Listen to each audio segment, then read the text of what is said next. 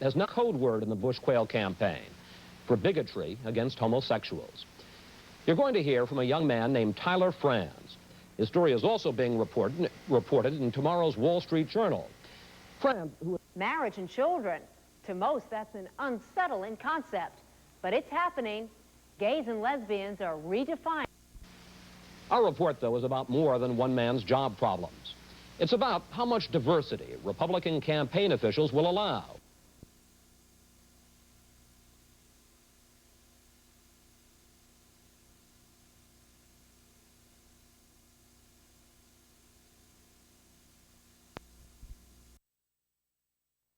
Joined the staff here in Washington 7 months ago as a strong believer in George Bush as a world leader.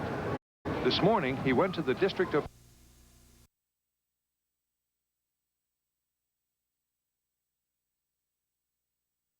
Supervisors of trying to remove him from his job at Bush Quayle headquarters because he is openly homosexual. That will be handled on my turn. By the time he left the Human Rights Office, Franz had set in motion a possible lawsuit to recover back pay and damages from the Bush Quayle campaign. Franz said he aroused hostility when he questioned what he considered anti-gay themes in campaign literature. The campaign was starting to associate itself with anti-gay bigots who were using that, in my opinion, to raise funds and to generate voter and membership support. And I felt this wrong. Good afternoon, Bush Quayle Night View. Campaigner Franz a week ago on without organized and set up the Campaign Information Resource Center. A campaign spokeswoman called him the chief receptionist. Franz said he made no secret of his gay orientation and had been praised by superiors, including campaign manager Fred Malek. But recent pressure from right-wing religious groups caused the campaign to seek his removal, he said. His complaint says he was told that Roy Jones, a campaign religious consultant, and Mimi Dawson, head of the campaign coalition department, wanted me out because of my ideological differences with the religious right. Neither Jones nor Dawson was available for comment tonight, but the campaign spokeswoman said ideology had nothing to do with Franz's reassignment. He was burned out. We were getting complaints that he was being rude and curt to people. We offered him the job of assistant for building services with a raise. He chose not to accept it. I honestly believe, based on what I know about George Bush, that he is not a biased man, that he would not be concerned that I am a gay man working on his campaign. What you're saying is that the religious right has captured this campaign and taken it over. I have every reason to believe that that is the case. No one in that campaign is stopping the anti-gay rhetoric. Thank you all very much, Mayor. The Bush Quayle campaign has been courting the religious right, increasingly using family values as the key symbol in its opposition to homosexuals in the military or to expanding legal protection for gays and lesbians. The vice president is the subject of an approving cover story and interview in the August Family Voices, published by a conservative women's group. In it, Quayle says he would be opposed to any law that encourages or sanctifies marriages of the same sex. The July issue warns its readers against the danger of what it calls the homosexualization of U.S. culture. The vice president has criticized the value system of what he calls the cultural elite. Tonight, an administration friend, the Reverend Jerry Falwell, said there is no place for homosexuals in political campaigns. I do feel that the American public today are not ready, and I hope they never are, to accept homosexuality as an alternate lifestyle. And when a person purports to represent the candidate for president, vice president of the United States, I do not think it is proper to have a gay person in that role. Why can't they simply exclude a gay person from a campaign organization? We have a law in the District of Columbia that prohibits denying a person employment simply on the basis of sexual orientation. In Boston today, the president of a 5,000-member Republican Gay Federation said the treatment of Tyler Franz is part of a fight for the party's ideological soul. What has happened with Tyler is really a wake-up call for moderate Republicans. We have to make a decision as moderate Republicans what we're going to do. Is it time to fight to get our party back from really what has been a 10-year blip on the screen. The Wall Street Journal reports tonight that the campaign personnel director does not deny that the subject of ideological differences was broached, but says Mr. Franz's account of what happened is overblown. This is John Martin for Nightline in Washington. Joining me now here in Washington, the man who is charging gay bashing in the Bush campaign, Tyler Franz. Mr. Franz, you say that you are a loyal Republican. On both a personal and a political level, why take this on? Why get into a confrontation with the Bush-Quayle campaign? Because I believe it's the right thing to do. I believe my rights have been violated. I'm an openly gay man. I have been for many years. I was forced out of my job because of it. Gays and lesbians across this country are being discriminated against, and it's not right. And in the District of Columbia, it's against the law. And what is it that you hope to achieve by going public? To bring out discrimination within the campaign, that the campaign policy overall, the anti-gay rhetoric, became personnel policy, and it was wrong. We want to get into much more with you, but we have to break away for a moment. And when we return, we'll also be joined by the head of a national gay Republican group.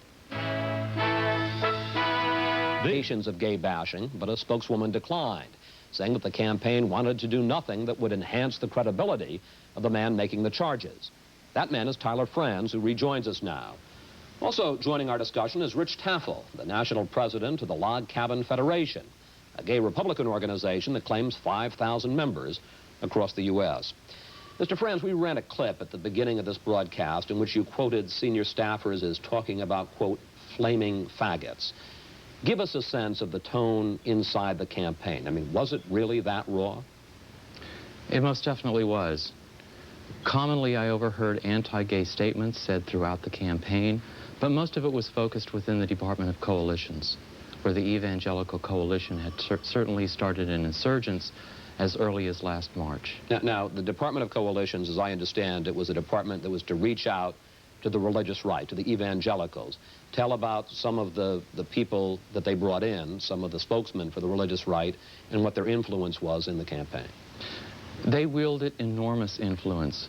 Although small in numbers in terms of percentage in the overall campaign,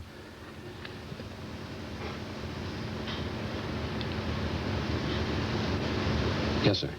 You said that although they were small in number, what was the influence that they had? They brought in an evangelical consultant. His name is Roy Jones. Under his influence came in Bob Heckman. These were the key people overseeing such coalitions as Sportsmen for Bush and even Fishermen for Bush. And how did you feel the anti-gay ideology expressed from this coalitions department? Many of the documents that came through the campaign were clearly from religious leaders who had very anti-gay rhetoric in their presentations, and this became part of the coalitions department agenda. Did you come to feel at some point a sense of threat, almost a sense of a witch hunt against gays within the campaign like yourself? That I did not feel until the last days that I was there. And it was brought to my attention by two other people within the campaign that they feared a gay witch hunt. What do you mean? I mean, expand on that, if you will. They approached me out of concern, not only for me, but about themselves. These were other gays in the campaign? That is correct. And what'd they say? Their lives, they felt, were in jeopardy. If this would happen to me, then it could happen to them. There was open discussion by this point about my being gay and my being forced out. You told me earlier, before the broadcast, that last month you went to see the campaign chairman, Robert Mosbacher, to complain about the anti-gay attitude within the campaign. What was his response to your complaints? He understood where I was coming from. We talked openly about various forms of bigotry, racism, anti-Semitism. He said all campaigns will have staff who possess those characteristics. I did bring to his attention that Reverend Lou Sheldon had been in the campaign, and he had been on record for the period of the existence of the Traditional Values Coalition anti-gay. I felt that this was very damaging to the campaign. I felt it was very negative in its tone, and it was, most importantly, alienating significant voter blocks to include gay and lesbian Americans and the families of gay and lesbian Americans. I'm not quite sure, Mr. Frantz, I understand, because from what you've said, Mr. Mosbacher, who was the chairman of the campaign, seemed to be somewhat sympathetic to your complaints, and yet a month later, you were out. What happened? My belief is that the religious right was taking such a stronghold in the campaign that they were virtually taking over the campaign's direction. Let me bring in, if I can at this point, Rich Tafel, who is the national president of the Log Cabin Federation. Mr. Tafel, are you surprised by this? I mean, President Bush has, upon occasion, reached out to gays, brought them in for several signing ceremonies at the White House. What's going on here? Well, we've seen a real change in the Bush administration. The first 2 years, he was the first president in the history of the United States to invite gay people to the White House. He signed a couple other bills that were pro-gay. Barbara Bush lit a candle for parents and families of lesbians and gays. Lee Atwater said the big tent was big enough for gay Republican groups. But suddenly everything changed, and it seems to have happened about the time when George Bush raised taxes. And at that time, he alienated his conservative core and the right wing, and he's been trying to get them back ever since. He's now a fiscal liberal and a social conservative. There's a flip-flop pattern within the Bush administration and within the campaign and the traditional family values rhetoric of moving more and more as using the gay community as someone to attack, to bring in the right wing. How does Dan Quayle, in your opinion, Mr. Tafel, fit into this with his push for traditional family values? Well, there's no doubt that Dan Quayle was brought in the first place to shore up George Bush's conservative credentials. And it's clear that he firmly enjoys going around the country. He is the lead gay basher that's going around with his traditional family values rhetoric, attacking gay people and gay relationships and gay families, and as other groups too. So we're convinced he's the favorite of the right wing. I mean, and what you seem to be saying, I don't want to put words in your mouth, but what you seem to be saying is this is a conscious, cynical effort to reach out and win the religious right. I think especially with Ross Perot in the race, they needed to shore up their right wing, and they couldn't do it on fiscal issues, as Pat Buchanan pointed out, because George Bush had raised taxes. So in an effort to do that, they had to pick on a group. We don't have communists anymore on the right wing to pick on, so we had to find a new scapegoat, and I'm afraid it was going to become the gay community, which is why I think what Tyler is doing is so important at this time, to call it and make it public and let them deal with it and let them deny it, but we need to bring it out in the open. All right, we've talked about the Bush-Quayle campaign. We've talked about Vice President Quayle. In your opinion, Mr. Tafel, is George Bush a willing and knowing participant in all this? Well, I was a big fan of George Bush's, but at some point, if you're a leader of a country and you're a leader of a party and you're a leader of a campaign, you have to take responsibility for what happens at every level of that campaign, of that country, and of that party. And he has to take responsibility for what's going on in his campaign. And I think we'd like to separate him from that, but you can't do it anymore. He is responsible for that, and if he would like to exercise some leadership and clean house, I think that's what's called for. Gentlemen, we have to break away for a moment, but when we return, I want to ask you both whether or not there is room in the Republican Party for both evangelicals and for gays. And we'll continue our discussion in a moment.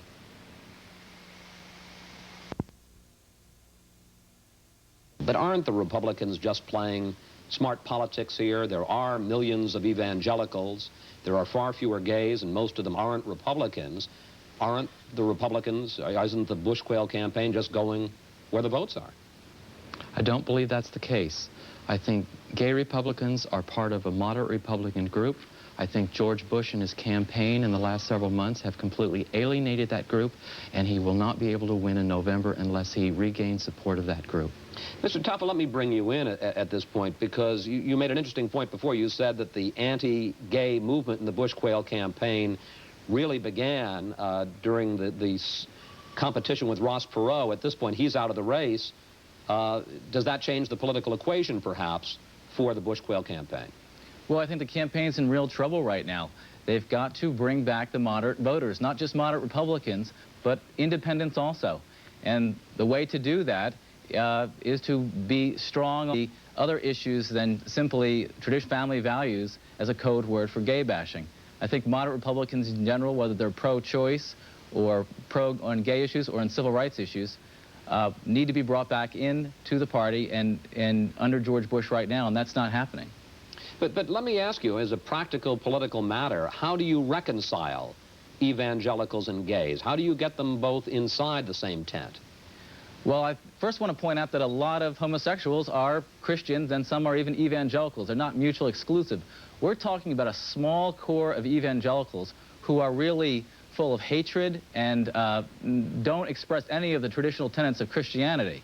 That is to say that you can't have a big tent when you have people within that tent who are completely intolerant of other people's lifestyles. Whereas our party was built on tolerance and has a libertarian streak in it that goes back to its founding, which says what you do in the privacy of your bedroom is your own business, and government should be small and stay out of people's lives. These folks want a big government that goes into people's lives and tells them how to live their life.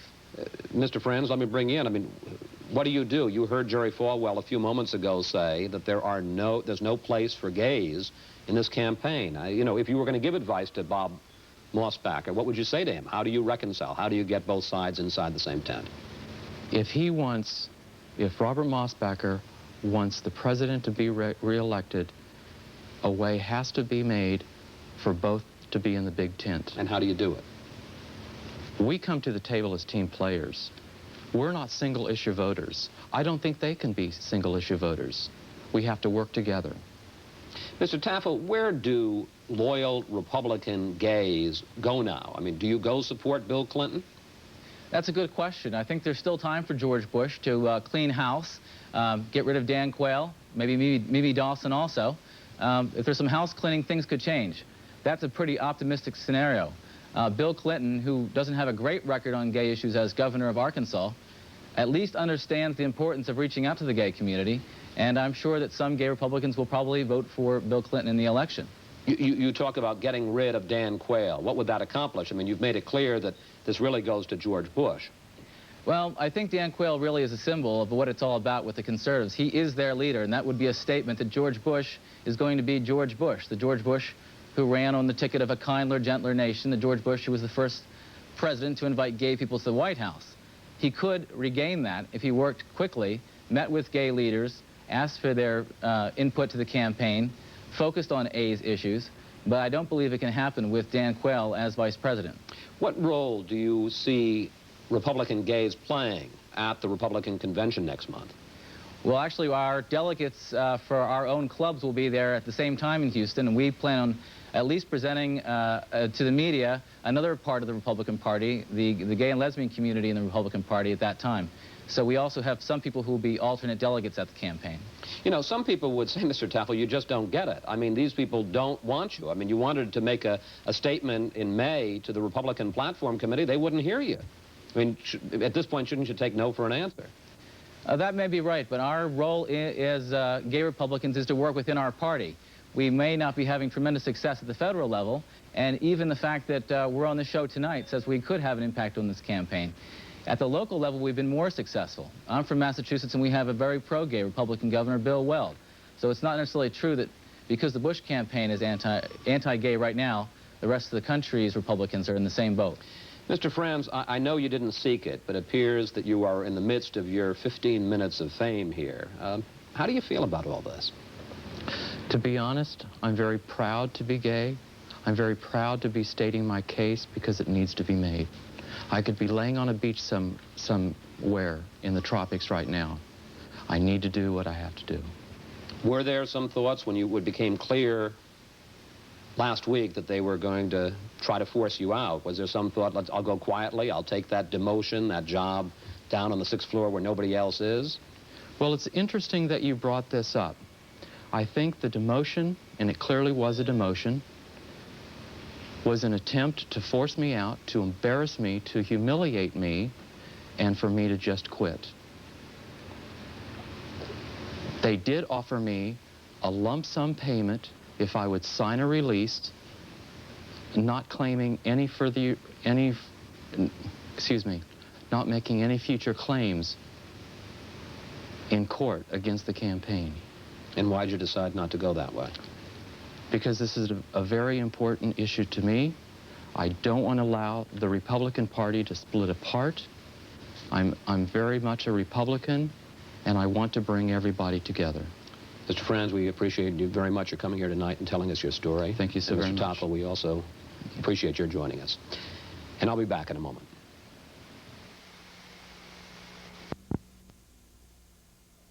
to make sure Quayle also got a warm reception. Dan, I love you! This campaign trip has drawn more than the usual attention because, in spite of strong presidential denials, rumors persist that Quayle might be dropped from the ticket. While many regard him as controversial, Quayle has drawn strong support from conservatives who appreciate positions like his attacks on Murphy Brown. Actually, I'm a little envious of Murphy Brown. At least she's guaranteed of coming back this fall.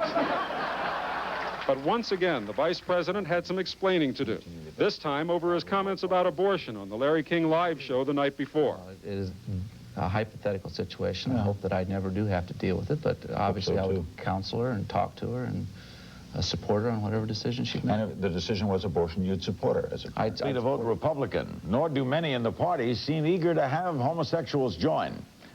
So why is a story about an ousted gay Bush campaign staffer a big deal? For starters, the allegations are true. Discrimination on the basis of sexual orientation is against most civil rights laws. But the larger problem for the Republican Party is the growing perception that their narrowly defined family values platform is fostering intolerance toward gays and others. Tyler Franz was the manager of the Bush-Quayle Campaign Information Resource Center, who says he was forced to leave because he is openly gay. He joins us here in Washington, along with Richard Tafel, president of the Log Cabin Federation, a Republican gay federation. Why, Tyler, did you work for Bush-Quayle if the appearance of Bush-Quayle seems to be anti-homosexual?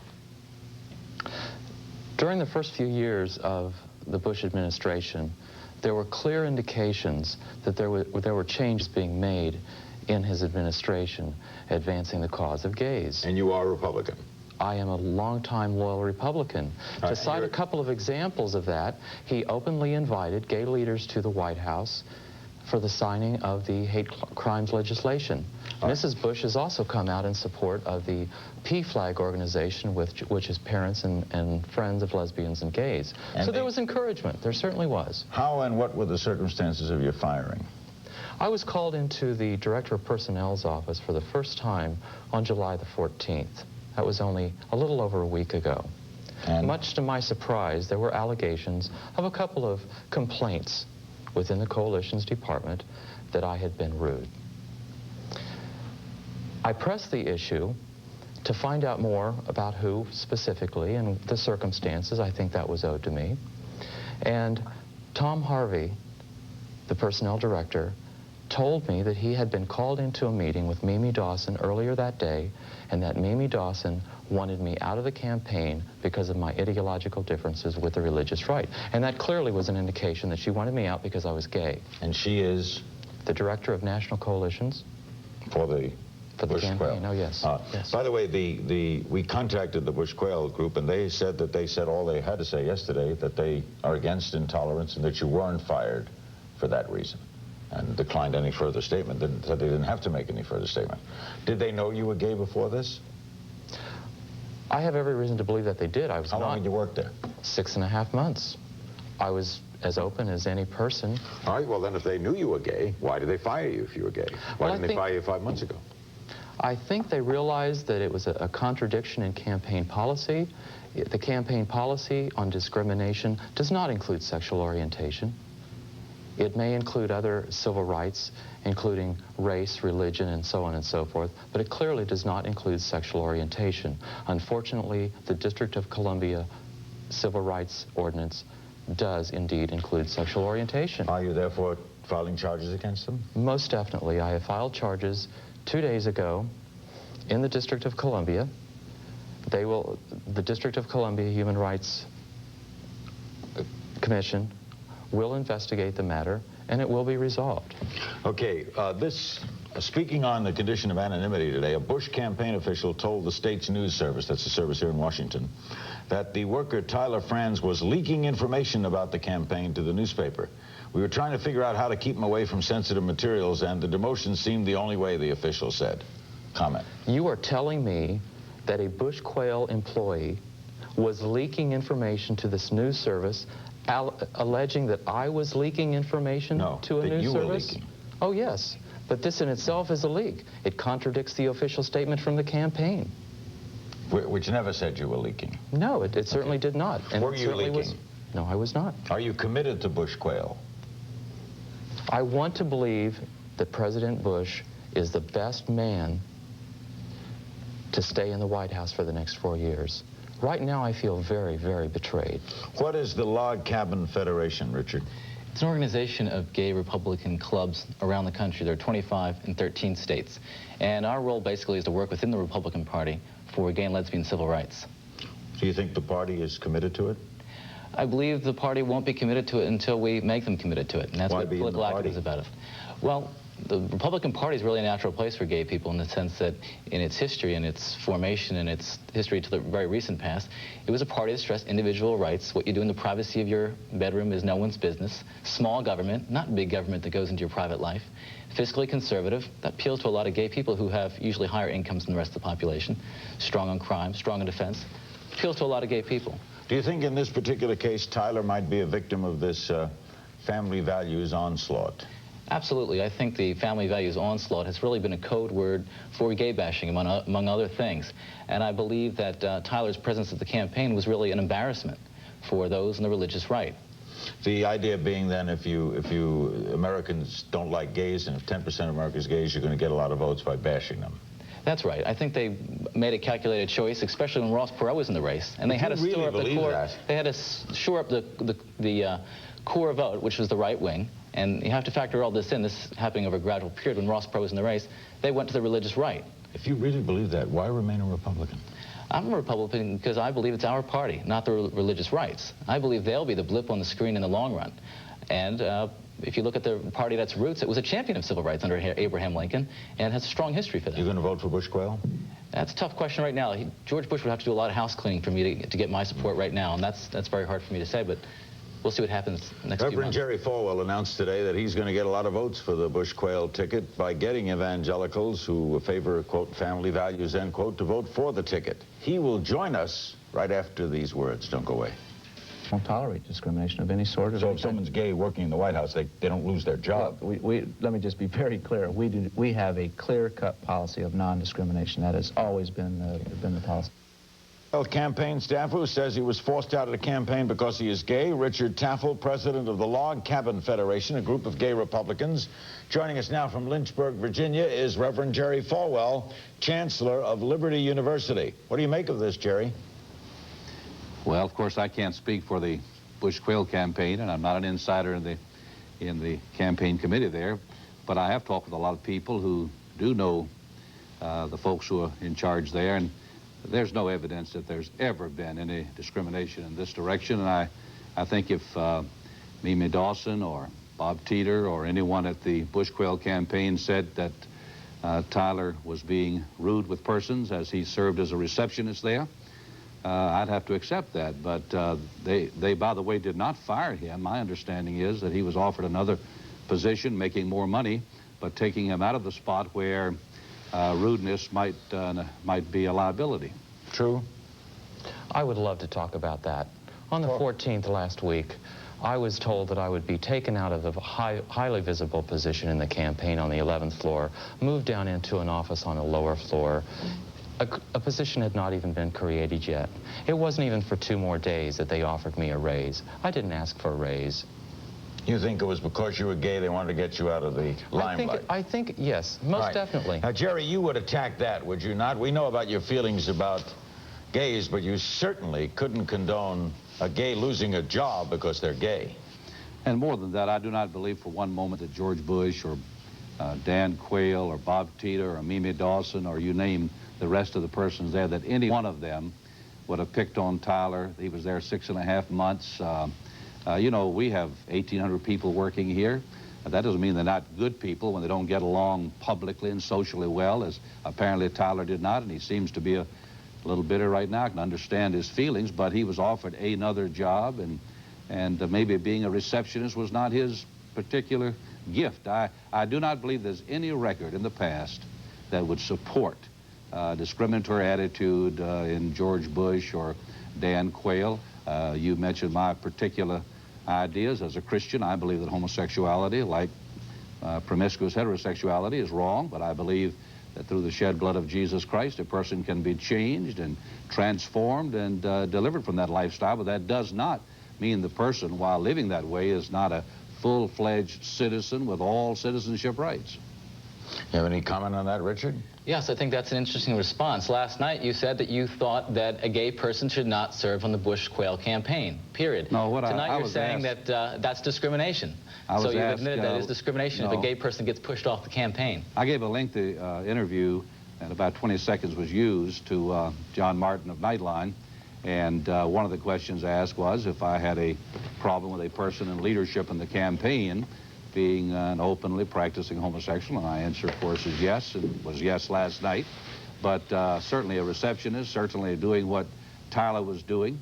He was not a leader in the campaign, or has he been one, and I do not think if he had not been rude to the people, I think he'd still be working there. Why would it be bad, Jerry, if a leader in the campaign who said his sexual preference was gay, but he was a very good political worker, why shouldn't he be a leader? Well, you know, I think that when a person, a heterosexual, is promiscuous, and I think that's what homosexual activity is, I think that the same rules and regulations ought to be applied to political leaders as to pastors.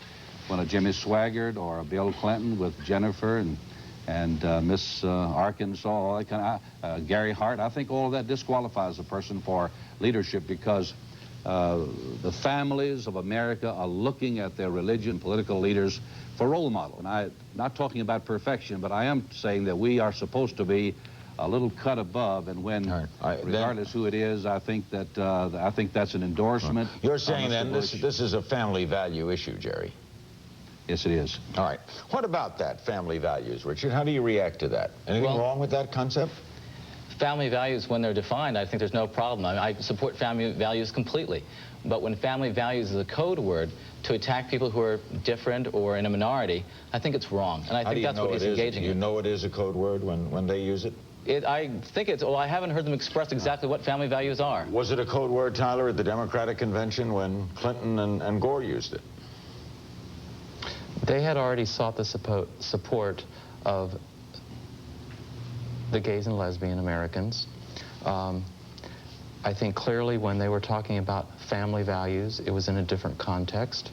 I think the way the debate has been framed, that the anti-gay rhetoric is associated with family values. Let's go to call Cincinnati. Hello. Yes. For Reverend Jerry Falwell. Go ahead. Isn't it a clear-cut part of our Constitution? There's a separation of church and state, and why is the church always interfering with abortion and homosexual rights? And why don't they get out of it and start leading their own lives and clean up the Catholic Church? Well, first of all, I'm not a Catholic, I'm a Baptist, but I can only speak as one person. The Constitution does not call for separation of church and state. The First Amendment says that Congress shall make no law respecting the establishment of religion, meaning no state church, no Church of England, no Baptist church, no Catholic church shall be the state church, nor prohibiting the free exercise thereof. If Baptists want to sleep in the pews and Pentecostals jump over them, it's none of Congress' business. That's all the First Amendment means, and because a person is a churchman, Mormon, Catholic, Baptist, Jewish, whatever the case may be, that person does not, therefore, disqualify himself or herself from being a good, active citizen. And a promiscuous person could also be a president, because it doesn't disqualify promiscuous people, does it? No question the person can run in America. No question that the person, any person who hasn't committed a felony in this country and who owns citizenship can, in fact, run for anything. And all should be treated equally when they run, right? Oh, absolutely. And no one should be fired because of the way they are. Well, I think this. I think as a pastor of a church, and I've hired thousands of people through the years, I've never knowingly hired a promiscuous heterosexual or a homosexual because I believe in my Christian views and values. And I think that if you check the presidency, not just Mr. Bush, Mr. Reagan, but go right on back, Democrat and Republican, you'll not find any president has ever knowingly brought into the cabinet or into a leadership position a homosexual or a promiscuous heterosexual. But nonetheless, that doesn't mean it doesn't happen, and I think that under the Constitution, no one is denied that right. You're correct. Richard? Yeah, I'd like to respond. Mr. Falwell, I'm a Republican like you. I'm also a Baptist like you. I'm a Christian. My faith is very important to me. And so I'd just like to say that I wish you would stop assuming that you speak for all Christians when you say that as a Christian it's wrong to be gay. That is, you are taking certain very specific, narrow scriptures taken out of context. You ignore others throughout the scriptures that you don't use. This has been a historically common thing in American politics. It happened during the slavery period. Passages, slaves, obey your masters, was used to oppress the blacks in America and keep them slaves, and it was largely the Southern Baptist Church. And so it's happening once again. You're picking and choosing scriptures very narrowly and attributing it to the whole Christian faith.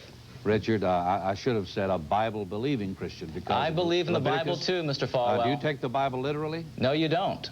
Do you take the Bible literally? Should slaves obey their masters? Do you take the Bible literally? Should slaves obey their masters? Then read Romans chapter 1, read Leviticus 22. Do you believe? And I believe very strongly against slavery, and the Bible condemns slavery. No, the Bible says slaves obey your masters. It says women should be silent. We'll get a break. Theological illiteracy now. We'll come back with Tyler Franz, Richard Tafel, and Reverend Jerry Falwell. This is Larry King Live. Don't go away.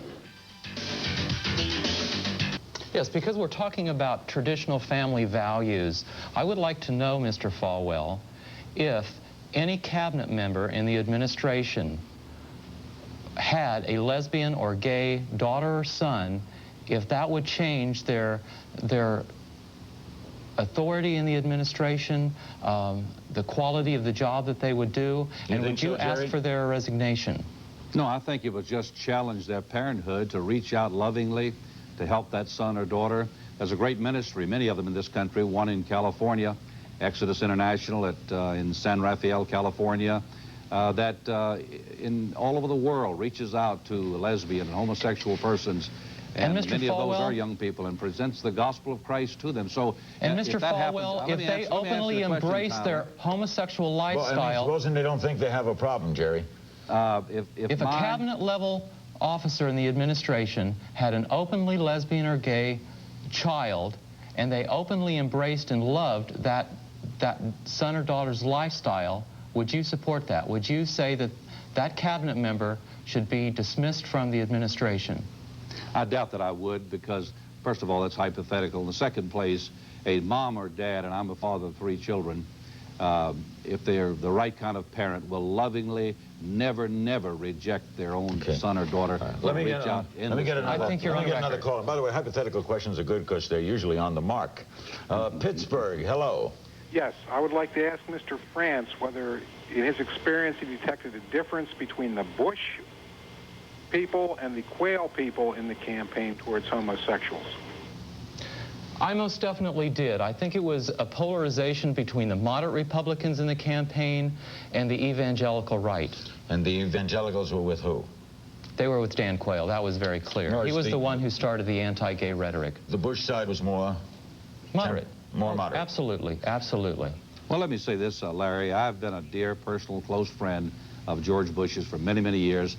And I was one of the first conservatives and evangelicals to endorse him way back in the 80s for president. I can tell you that Mr. Bush is just as committed to Christian principles and traditional family values, and he means by that persons related by birth, by marriage or adoption, as is Dan Quayle. Both of them are committed. And when you look at Barbara Bush fairness, and Governor Clinton and Al Gore are too, aren't they, Jerry? Well, you know... I mean, they have children, they raise them, they're good fathers. You don't think so? I don't know, but I have a problem with Governor Clinton. You know, Jennifer and Miss Arkansas created a major problem. Was that proven to you? I don't think there's any question. He hasn't denied it himself.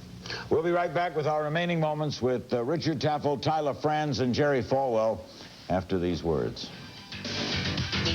$5 to Larry King Live transcripts. Journal Graphics Incorporated, 1535 Grant Street, Denver, Colorado, 80203. Or call 303-831-9000. By the way, we're running close on time.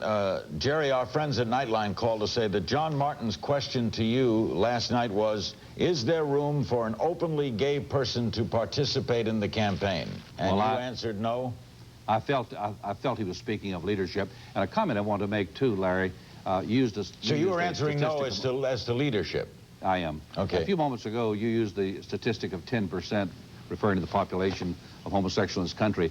The professional survey is the most recent one, 1990, by the University of Chicago, shows between 1 and 2% are homosexual, and they're a very important 1 or 2%. How do we know? Because that's why we need to reach out. Well, those are the surveys, and they're done scientifically, and I don't care if it's 2% or 10%. Discrimination is discrimination. But you agree, Jerry, discrimination if it's one person is wrong. Oh, I Flat think out it's wrong. of any, and I agree with that thoroughly. All right, we're out of time. Thanks, guys. I got to run.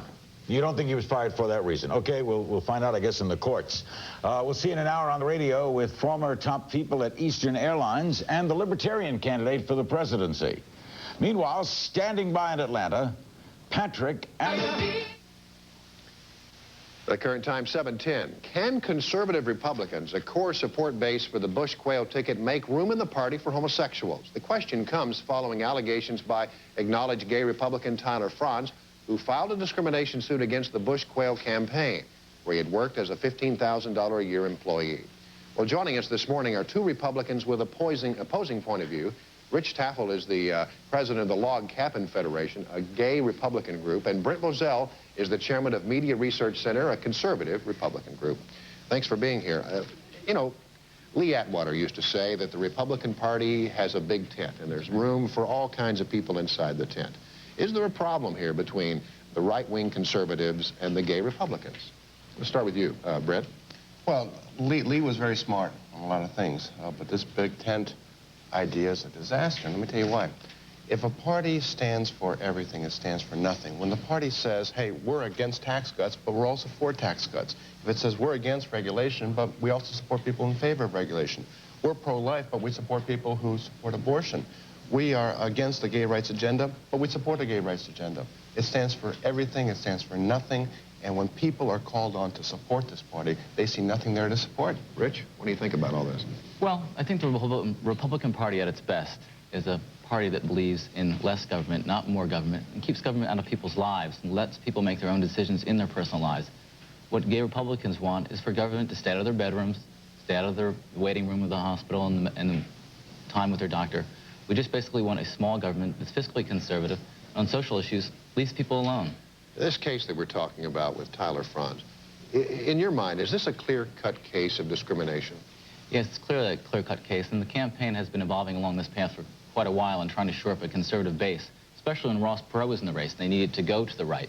Now they're in an awkward position because they have to win back moderate Republicans, and I think moderate Republicans are going to be turned off by this kind of behavior. Look, I got to step in on this. Tyler Franz got his 15 minutes in the sun the night before last on Nightline. Here's a guy, nobody knows anything about him. On Nightline last night, a friend of his was discrediting him, saying that this guy's a professional troublemaker.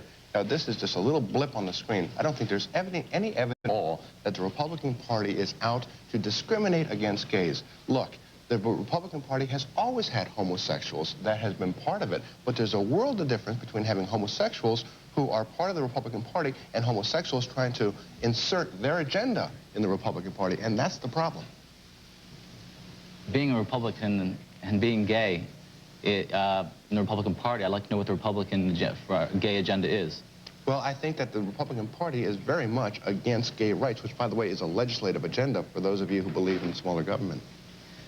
Well, I think it's interesting that you, for example, who really built your career in the conservative movement, was joined by your partner, Terry Dolan, who's one of the most famous gay Republicans in the history of the party. Thank you for bringing that up. And let me also say that, one, Terry Dolan renounced homosexuality. Secondarily, Terry Dolan was approached by groups like yours to support your gay rights agenda, and as you know very well, he told you all to take a walk. In politics, the bottom line is how many votes you can get. And I guess the question I have in that regard is, which side here gives the campaign more votes? If you look at it strictly on the bottom line figure, I mean, if you offend the gays, do you lose more votes than if you offend the conservative right wing? Well, see, let's look at it strictly from a political standpoint. For every gay Republican activist vote you bring in, you're going to lose about maybe 100,000 on the Christian right that have signaled the White House yesterday, we're going to take a walk if this happens. The other side of that question, Rich, is that in a year when every vote absolutely counts, can the campaign afford to offend any Republican vote? Well, they're offending gay Republicans right now, and I think there's a bigger picture. I think gay Republicans are really taking a lead right now among moderate Republicans, saying we want our party back. And when we speak about Christians on the right, I think the many people in the gay community are Christian, first of all. There's a very small group of people who are in the far right who have this very intolerant, very narrow interpretation of Scripture that goes against homosexuality. So I think moderate Republicans and independent voters that you need in the general election are going to be offended by this sort of behavior. Well, I guess the bottom line is, for the campaign, is there any way they can smooth this over now, or has it gone too far? Well, I think the Republican Party ought to say, look, you know, if there are homosexuals in the party, we are not going to go out and have a witch hunt against them. By the same token, we are not going to embrace the homosexual agenda, period. I think George Bush needs to say actually what Ross Perot said. If you hate other people, I don't want your vote. All right. Thank you much for being here with us, gentlemen. Let's go over to Lark now with the business news. Called the strongest anti-homosexual measure ever considered by a state. Come November, voters in the state of Oregon will decide whether to require their state government to actively discourage the homosexual lifestyle, whether to remove legal protections for gay people in housing and employment. They're going to vote on ballot measure 9, which reads in part, and we'll spell it out for you here, it reads in part, state, regional, and local governments shall assist in setting a standard for Oregon's youth that recognizes homosexuality, pedophilia, sadism, and masochism as abnormal, wrong, unnatural, and perverse. Joining us now to debate the initiative from KATU in Portland, Oregon is Lon Mabon. He is director of Oregon Citizens Alliance, which sponsored the measure. And with me here in New York is Richard Tafel. He is president of the National Log Cabin Federation, which is an organization of gay Republicans. And I thank you both for being with us. Lon Mabon, let me start with you. Why do you need something like this in Oregon or any other state? Well, it's in reference to the political agenda of the homosexual community. They are lobbying very heavily in almost every area to be granted, to have their behaviors granted civil rights classification, and to present it to our society and especially to our children in the public schools and our universities as a normal part of our everyday culture and society. And I think there's a lot of parents, including myself, that do not want these behaviors presented to the children that way. Let me ask you what the practical effects would be if something like this is passed. Number one, it says that the government would have to discourage this kind of lifestyle. How? Well, what we have said all along is that we are asking for a simple policy to be established within the government agencies, and especially within the Department of Higher Education and the public schools, that simply says that when these topics come up and we talk about these behaviors, whether it's homosexuality or sadism or transvestites or whatever, that we say, you know, these things exist in our society, but these things are things that you should not participate in if you can help it. Some say it would require that gays be removed from teaching positions, from state jobs, that landlords with impunity could evict gays from apartments or houses that they own. Do you see those as practical effects? In relationship to teachers, only if, and we have filed a statement of legislative intent with our amendment that says that as far as we are concerned and how we interpret our initiative, that only if a teacher is promoting the lifestyle to the children should it come up as a question. Otherwise, we view a person's private sexual behavior as a non-job factor. All right, so that would occur to state jobs as well. How about landlords and evictions? Well, from the standpoint of when they argued the city ordinance here in Portland, there was landlord after landlord that came up representing 800, 900, sometimes 1,000 units saying that they rent to homosexuals. This isn't the problem.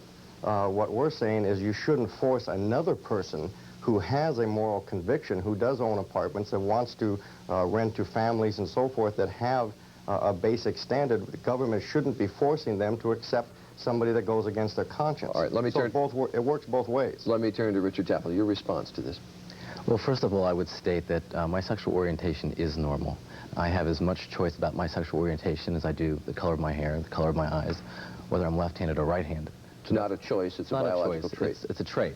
And every medical society in the United States has long ago taken homosexuality off of the list of abnormal or disorder behavior. All right, your response specifically to this ballot measure? Well, I think it's very draconian, and I think it sends a chill across the entire country. There are a lot of parallels here, if you read history, to exactly what happened in Germany in the 1930s. You take a group, you have an economy that's in a recession, some lack of leadership in the government. You have people disenchanted with the way things are going, and you need a scapegoat. And I'm afraid in Oregon, and this is spreading around the country, they're looking to the gay community to be that marginalized group then you trump up charges. You call them perverse and abnormal. You start taking books out of the library, and then you start rounding up people eventually. So I think it's a very dangerous precedent. Mr. Mabon says that really all you do is you discourage the teaching of homosexuality as a proper lifestyle, that you don't take people out of state jobs, that you don't stop landlords from renting to gays. He sees a more benign interpretation of this. This is a first step, and it's clearly very aggressive when you're starting to go after people. And it's unfortunate Mr. Mabon will be defining what is promoting homosexuality. It was my contention that being gay is normal. And as kids are coming up and discovering their sexual orientation, he would make it illegal for anyone to counsel them or tell them you're not perverse, you're not abnormal. And we know that Secretary Louis Sullivan just released a study on teen suicide and discovered that a third of all teen suicides were gay and lesbian kids struggling with their sexuality who would rather kill themselves than face the hatred in society. It's these kind of measures where kids are told, you're not normal, you're perverse, and this is what it leads to. It's very dangerous. All right, you both lay out the positions. We're going to take a commercial break, come back, we'll continue. Homosexuality is abnormal and unnatural and would allow discrimination against gay people in housing and employment. Still with us from KATU in Portland, Oregon is Lon Mabon, Director of Oregon Citizens Alliance, and with me here in New York, Richard Tafel, President of the National Log Cabin Federation, a group of gay Republicans. Mr. Mabon, let me get your response to what Mr. Tafel said. He says this is draconian, just a first step. Let me also ask you why it was necessary in wording this to link homosexuality or seemingly equate it with pedophilia, masochism, and sadism. Well, I'll answer that question first, and the reason is because within the homosexual community, those four behaviors, including homosexuality, do have national political advocacy groups that are espousing those particular behaviors as sexual minorities. There is a group called NAMBLA, the North American Man-Boy Love Association, that is a large group of homosexual men who are pedophiles that are advocating the political changing of the age of consent laws. Let me get your response to Mr. Tafel, because I don't want to leave out time for him. Go ahead. Sure. I think that, you know, the way Mr. Tafel has described people who are simply responding to the homosexual community's political agenda to normalize their behavior as wanting to drag people off in the night and just a first step to some kind of Nazism is really absurd and goes right to the heart of the issue of how they interpret life and how America has interpreted life for a long time. It is not our intent at all. And in fact, there are many people in OCA that fought in World War II against fascism and would do so again. It's absurd. Mr. Tafel, I want to give you the last 40 seconds. You go ahead. I would just say this is the first time in the country where a state has gone to remove rights of a group, to make sure a group doesn't have rights. I'd also like to address this charge of pedophilia that constantly comes up in this, and it's drawing us in with all sorts of bizarre sexual behavior. We know that sexual abuse takes place mainly in the American family. It takes place between male and female most often, but that's the most likely place it's going to happen. So, and it happens in heterosexual relationships. Those are statistics. That's not something we created, that's fact. And so Mr. Mabon, just by coming out as an openly heterosexual, straight, white man, is in fact more likely to be a perpetrator of sexual abuse than any gay person. All right. The initiative, ballot measure 9 in Oregon, voted on in November. Thank you both, Mr. Tafel, Mr. Mabon. I appreciate you being here. 12 minutes before the hour. The star and the creator of Twin Peaks, the movie, with this one, Good Morning America, continues. Homosexuality. I think the Bible teaches compassion and love, but I would say, I hope you wouldn't become an advocate for a lifestyle that, in my view, is not normal. There are some prominent Republicans, such as Massachusetts Governor William Weld, who support and employ openly gay people. Sunday, Governor Weld was honored by the Log Cabin Club, the nation's organization of gay Republicans. Richard Tafel is the president of the Log Cabin Club, and we are also joined this morning by Virginia Apuzzo, who is New York State Deputy Commissioner for Housing. She's a Democrat, and she helped write the first Democratic platform that dealt with homosexual rights. Good morning to both of you. Morning. Let me start with you, if I could, Mr. Tafel. Many people think Republican homosexual or homosexual Republican is an oxymoron. You say not so. That's right. There are a lot of stereotypes about the gay community. People see us as dressing a certain way, acting a certain way, looking a certain way, voting a certain way. But in fact, the gay population reflects the straight population almost in every way. There are conservative people in the gay community, there are liberal people in the gay community. The only thing we in fact have in common is sexual orientation. In other words, it's not a monolithic voting bloc. Not a monolithic. What do you find appealing about the Republican Party? The things that I'm attracted to about the Republican Party would be the defense posture, the fiscal conservatism, and also on social issues, the party has a libertarian streak that stays out of people's personal lives. And that's changed recently, and that's what we're reacting against. In fact, right now, the Republican Party hardly seems friendly to homosexuals. The platform condemns single-sex marriages and the effort to extend civil rights laws to homosexuals. Most of the rhetoric we've heard already at the convention is strongly anti-gay. How do you reconcile those things with being a Republican yourself? Well, that's right. I believe George Bush has caved into the religious right at this point. Because he's a moderate, he's very concerned about his conservative credentials. And we will stand in the party to fight for the tradition of the party, not for this small group of people who want to apply a fundamentalist interpretation of Scripture to American public policy. So we believe that we stand more in line with mainstream Republicans, and that the religious right who has taken over the platform and in fact has pulled George Bush so far to the right doesn't represent the party. Virginia Puz, are you surprised to hear there are gay and lesbian Republicans? I'm not surprised. As a matter of fact, I have encouraged in the early 80s people participating in the political process no matter what party they affiliate. Our concern is that this year is different. We're in the second decade of death in our community vis-a-vis AIDS. We have an administration, Reagan-Bush administration, that has been in power throughout the entire epidemic. And we have seen patent disregard for life. We're seeing death in the hundreds of thousands. And we get rhetoric, but we don't get action. His own AIDS commission has said that his response has been grossly inadequate. We have seen the kind of gay bashing that we saw last night from the Republican Party. We see immigration discrimination. We see employment discrimination.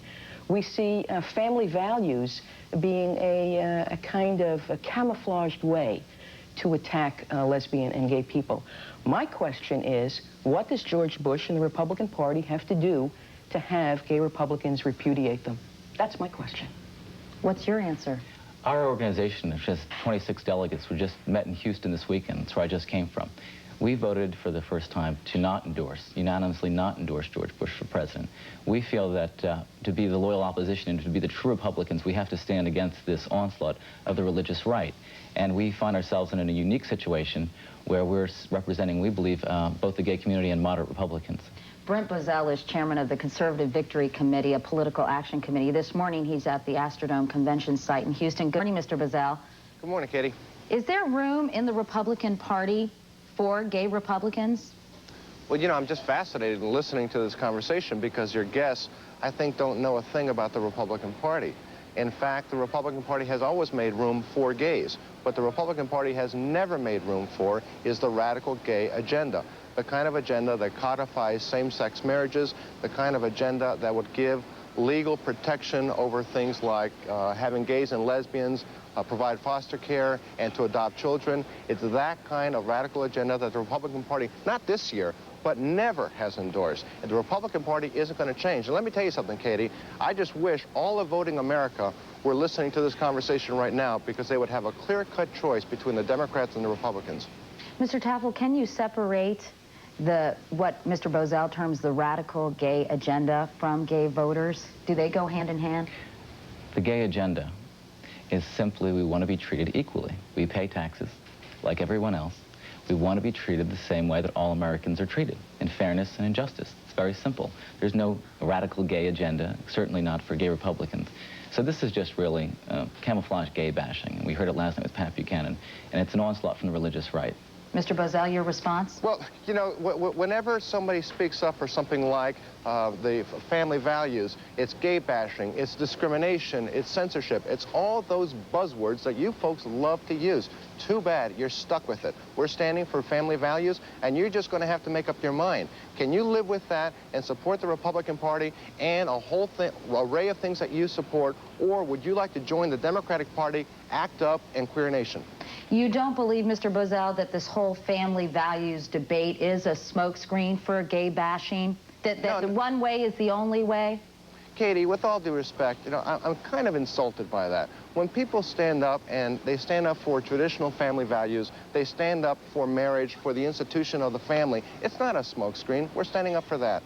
And by the way, where gay bashing is concerned, everybody's talking about this Republican Party platform. There are 3 sentences out of 94 pages devoted to it. Ms. Apuzzo, what do you have to say about some of the things Mr. Bozell is saying? Well, I wish that Mr. Bozell and the Republican Party would really tune in to the family in this country. AIDS destroys families. Drugs destroy families. Unemployment destroys families. Violence against people and the kind of rhetoric that we heard last night when the head of the Republican National Party says, we are America, they are not America. Who is the we and who is the they? I don't think you're part of the we. I doubt if he's part of the we.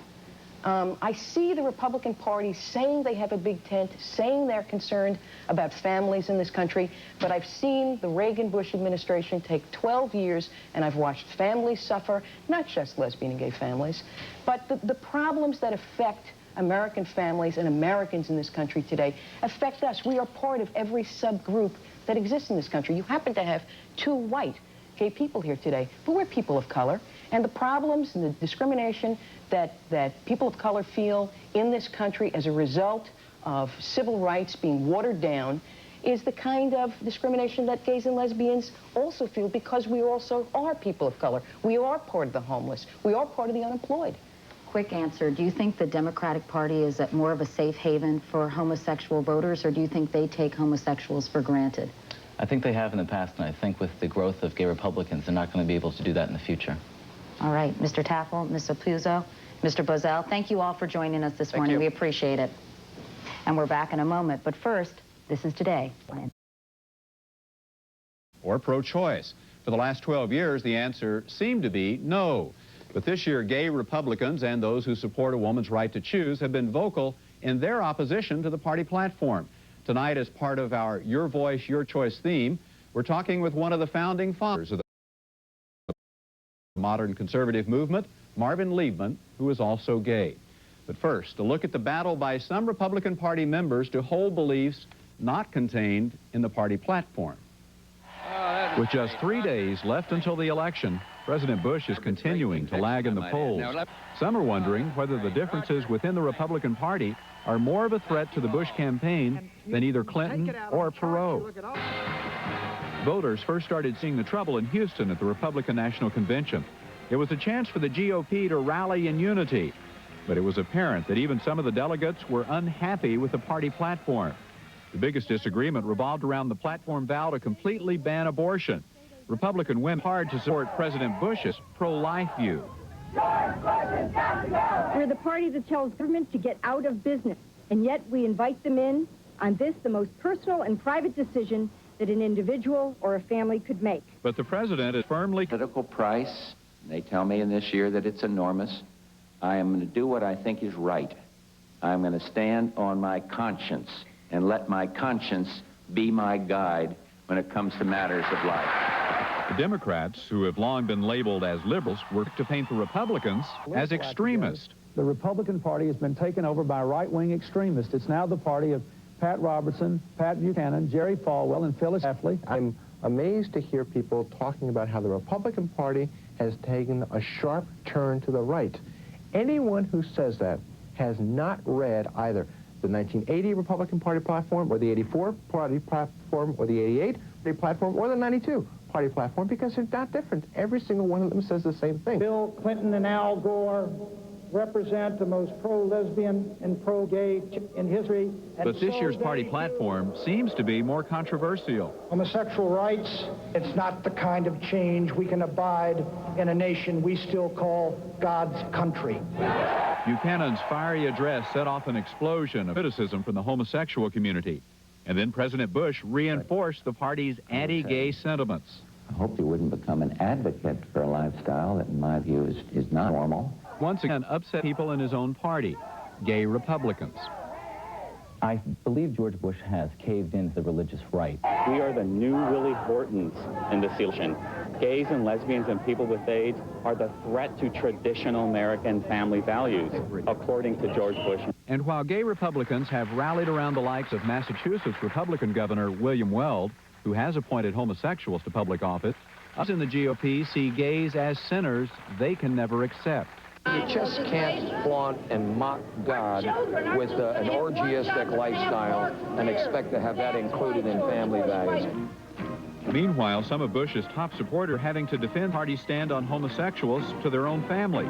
Chief fundraiser Robert Mosbacher has a daughter who lives with her lesbian lover. And Phyllis Schlafly, a staunch conservative, recently admitted to having a gay son. I love my son, and I think this shows that we don't hate anybody. Both parents accept their children, yet they are fully supportive of Bush's views on homosexuals. Estimated that 10% of the gay community are Republicans.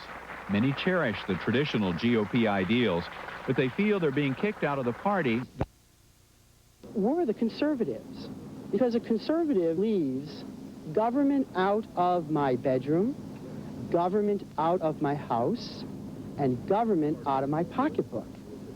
These individuals in here are government in the bedroom, government in the house, but don't tax us. And when the real story continues, we will talk with Marvin Liebman about his book, Coming Out Conservative. Stay with us.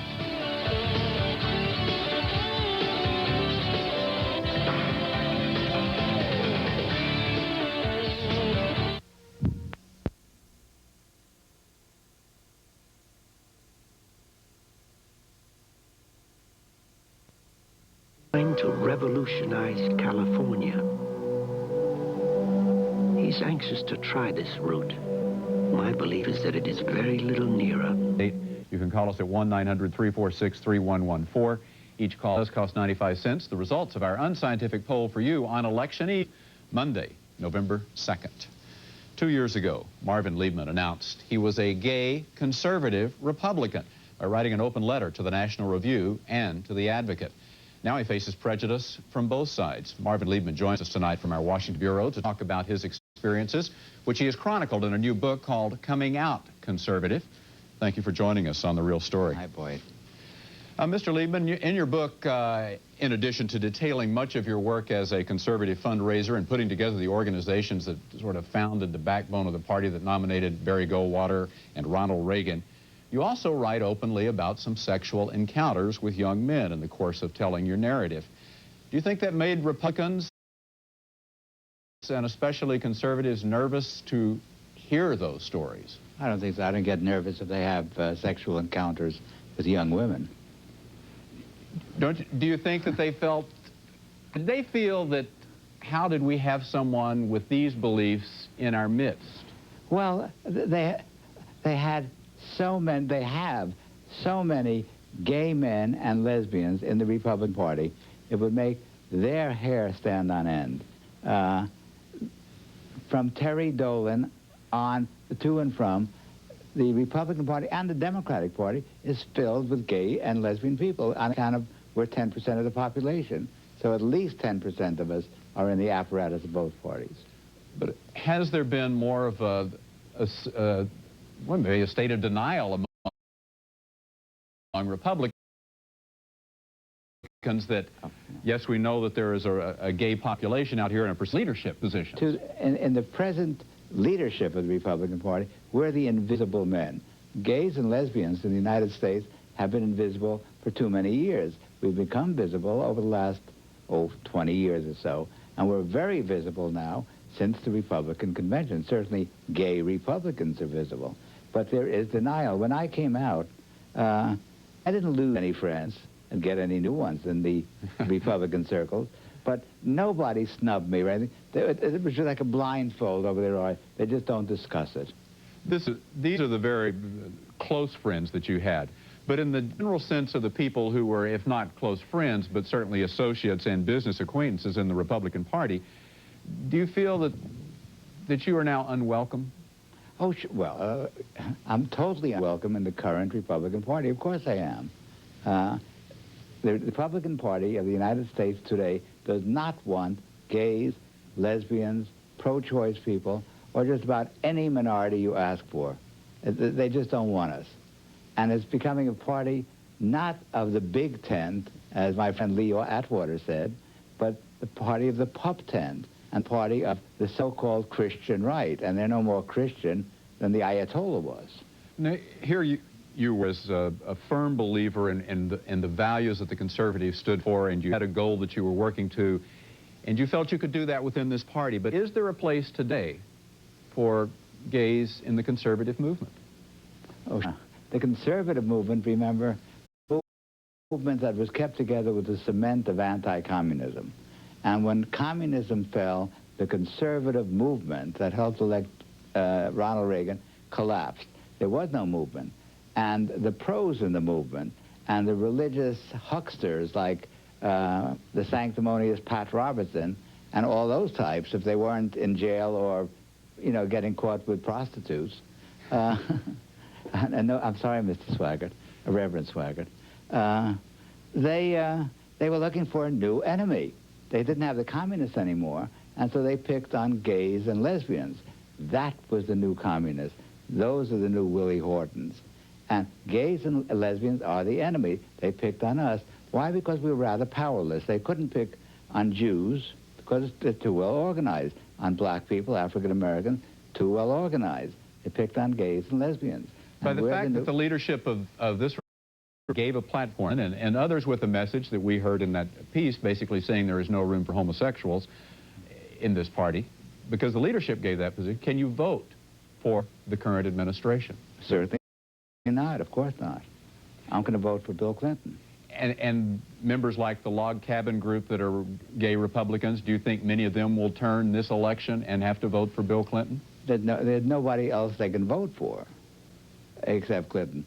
The present leadership of the Republican Party, namely Bush Quayle, has sold the party into the arms of Robertson, Buchanan, Schlafly, and Ollie North. These are people that have nothing to do with Republicanism, certainly have nothing to do with me as an American. These are bigots and hate mongers, and they're bad people.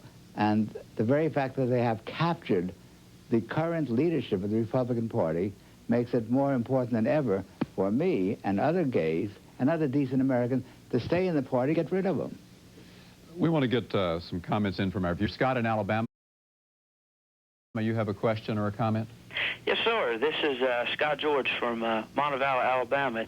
I am a conservative, very conservative. I'm a Christian, also a Republican, and a newlywed. And but I just wanted to reach out to the friend there that you have your guest on the show, and just let him know that I don't hate him or anything like that because of his lifestyle. And just my philosophy is. Do you have room for him in your party? Yes, I sure do. And does it bother you if someone like Mr. Liebman had a leadership role in the Republican Party? No, it sure wouldn't. Now, let me explain my point. And it was, if I'm a Southern Baptist, go to church every Sunday, very conservative. I would not want him. I would not tell him leave the church or leave the party. But I would not condone his lifestyle, his values that I don't believe, that I don't have the same values. But I wouldn't hate him for his sin as same as I have sin. Scott, thank you. Nobody's perfect. I think that's a good point, and it's a point that Phyllis Schlafly is trying to straddle on this fence, Mr. Liebman, and because she has come out and said my son is a homosexual. Naturally, I love and support him. I still do not want to have any kind of laws passed that guarantee homosexuals will not be discriminated against. So how do you see them justifying that, and does it work for you? The big secret, and it's not a secret, the thing that people should understand is I had as much choice in being born homosexual than, say, Dan Quayle had in being born dumb. You know, that's just part of, I was born that way. Men and women throughout the country are born homosexual no matter what anybody says, and science is beginning to show that more and more. No matter what the Baptists, and I don't mean my friend here because he was half right. You can't condone or not condone a lifestyle. When you're born to it, it's like being left-handed or blue-eyed. What am I going to do? I'm a homosexual. So when people say, all right, we accept you, but we're still concerned about your lifestyle, or we don't want to advocate it, or we feel that you have made a choice, then they still haven't come the full distance you want them to come. No. Well, the full distance they should come, because I don't have a particular lifestyle. My lifestyle was working in the conservative movement for over 40 years, working in the Republican Party. I'm going to take a break here, but I want to come back to that work you have done and feel that, and ask if you feel that perhaps you did damage in doing that work, what you now stand for. We'll be right back. We're back with Marvin Liebman, a gay Republican and one of the key players in revitalizing the conservative movement in this country. And Mr. Liebman, you write in your book about when you started the Young Americans for Freedom, and basically you realized that you had what were three groups in there: the John Birch Society people, the Rockefeller Republicans, and what you described as the National Review crowd, you and your Mr. Buckley and the people who were this new intellectual conservative. But immediately, you also write, you recognize that there were these group of followers that espoused anti-Semitism, anti-intellectualism, and general bigotry toward people, gays, homosexuals. So, do you feel like you were untrue to what your real position was by letting these people stay in the organization and giving them a voice? No. At the time, remember, gays and lesbians were not an issue, not a political issue. And I don't think in my book I've ever even mentioned them at that time. What I was trying to do is, in a funny way, the Goldwaterites, or the National Review type, were the centrists. On one side you had the Nelson Rockefellers and the Ripon Society, which, for better words, you can call the left. The other side you had the very far right, the John Birch Society, which is the predecessor to this latest group. And in the middle you had the Goldwater, or National Review faction. And so, in a funny way, instead of being extremists, we were centrists.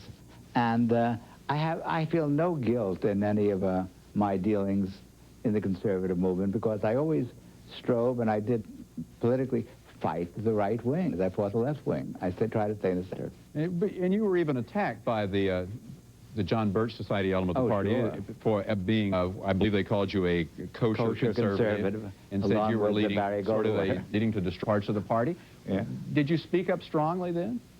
Of course, and say I this did. is wrong. We can't have these in our organization. I did, and I threw them out. We might have another call here. Tony in Oregon, in a state where the gay rights are on the ballot, an anti-gay measure that's getting a lot of national attention at this moment. Tony, you still there?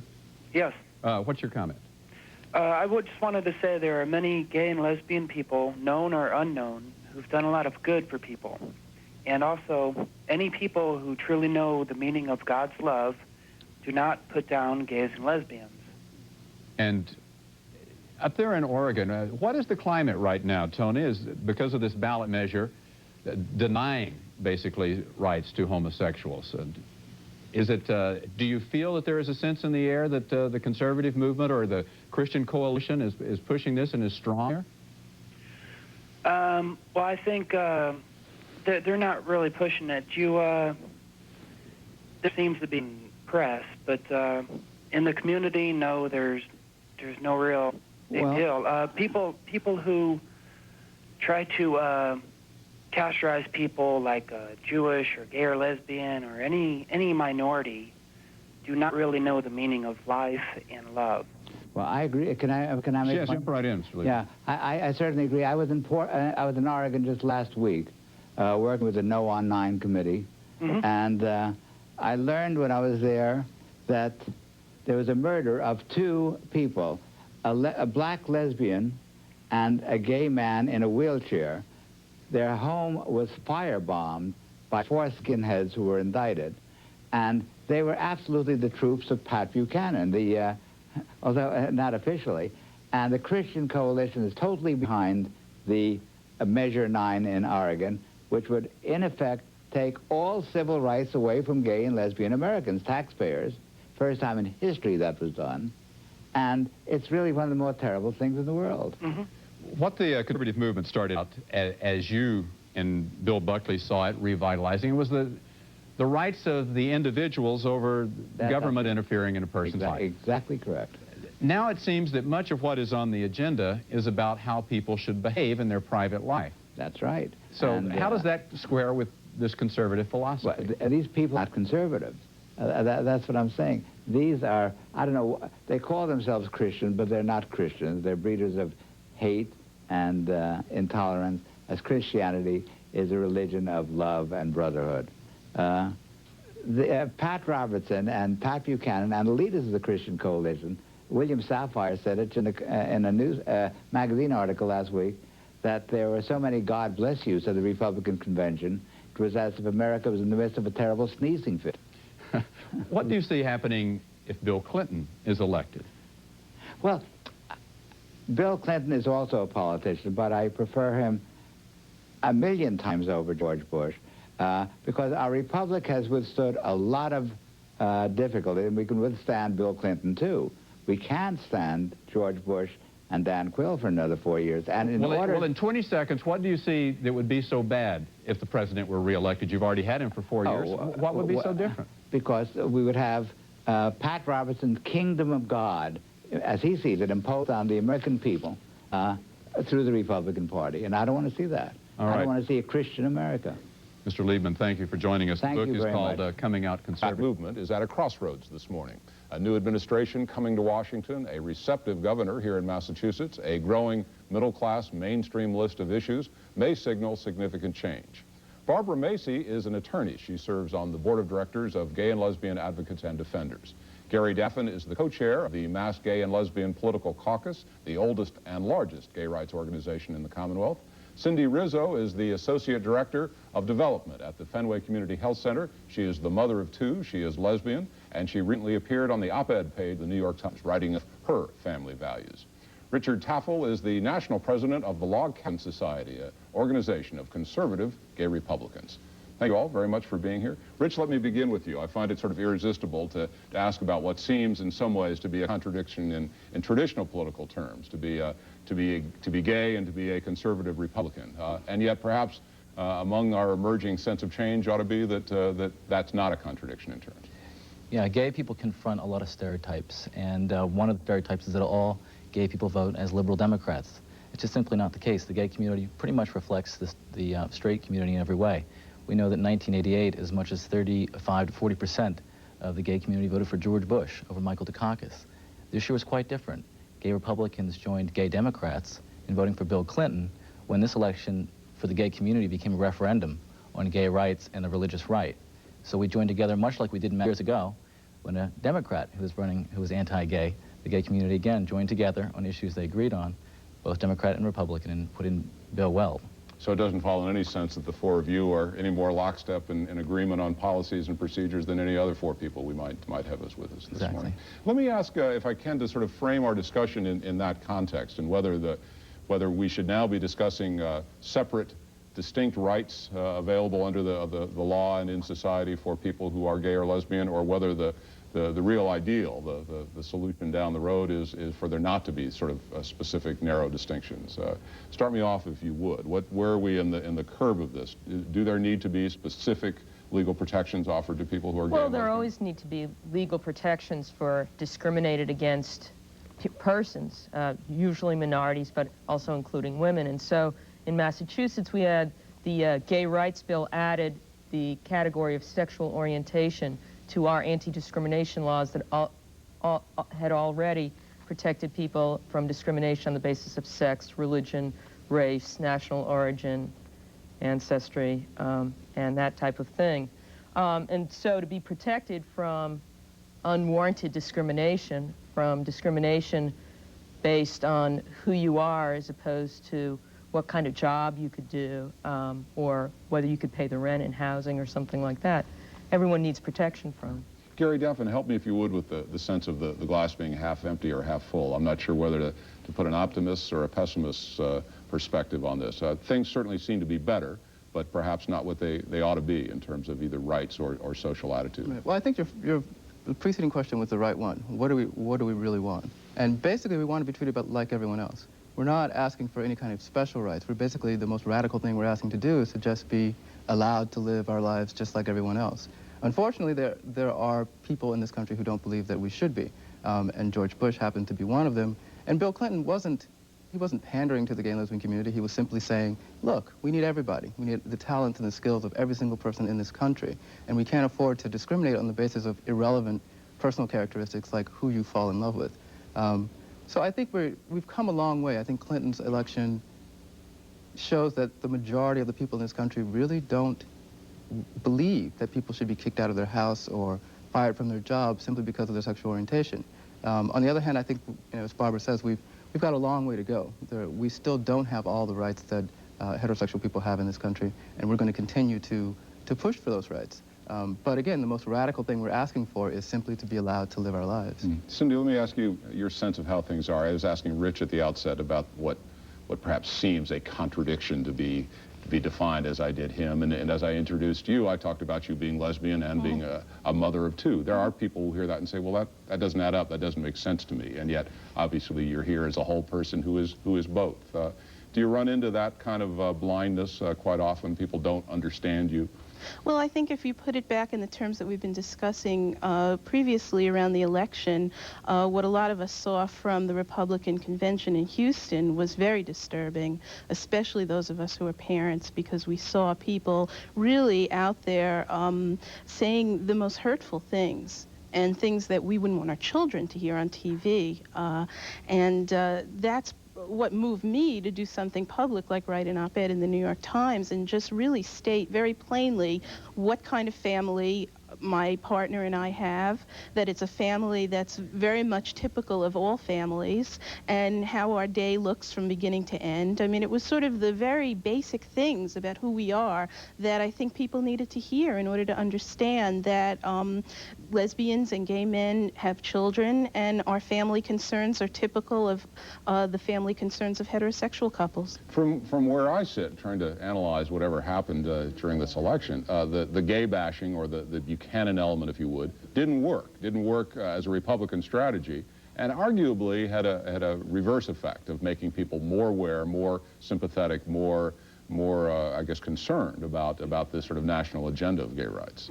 Well, Rich, sorry, go ahead. Well, I was going to say, I think it's not only in the national election that we saw people sort of express their abhorrence to those kinds of tactics. Here in Massachusetts, we saw David Locke lose to a progressive woman Democrat. We saw Ned Kirby, who has been perhaps the worst homophobe in the Massachusetts legislature, lose to a woman that no one thought she had a chance of winning.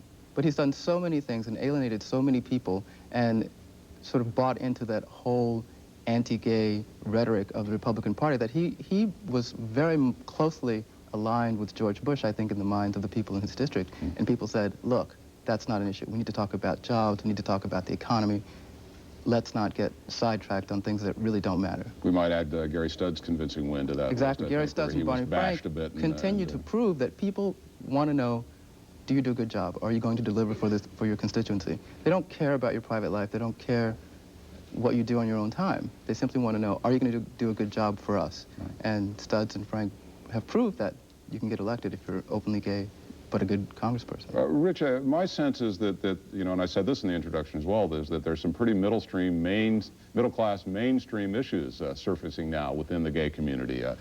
Work benefits, the right to certain expectations of the workplace, or protections, long-term benefits, the things that everybody's talking about. Is it your sense that the new battlegrounds, if you will, on some of these issues are going to have sort of common friends and other groups, other sources? There will be a sort of a pooling of interests, that the focus may not be so narrowly on particular gay rights?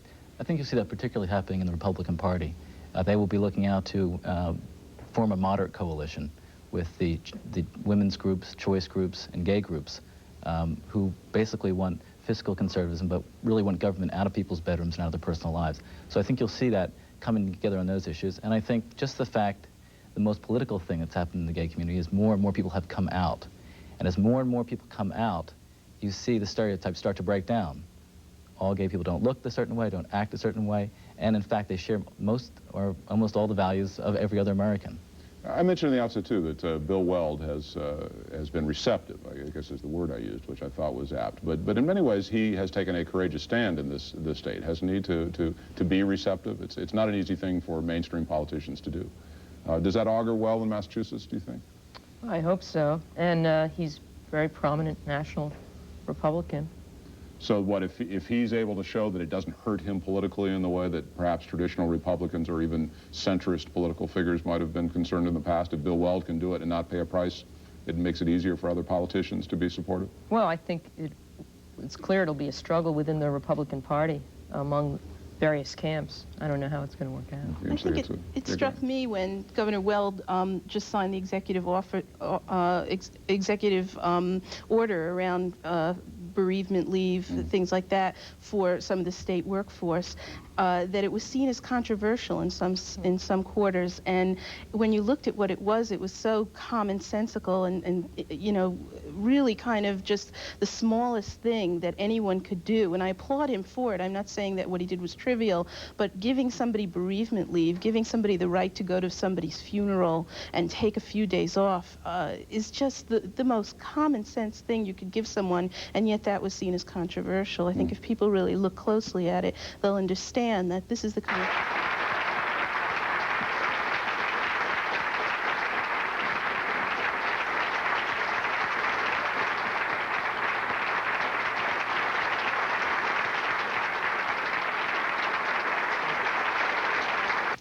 Last spring, Lieutenant Governor Cellucci and I convened the senior members of our administration for a retreat on Cape Cod, and our goal was to further define our vision for state government.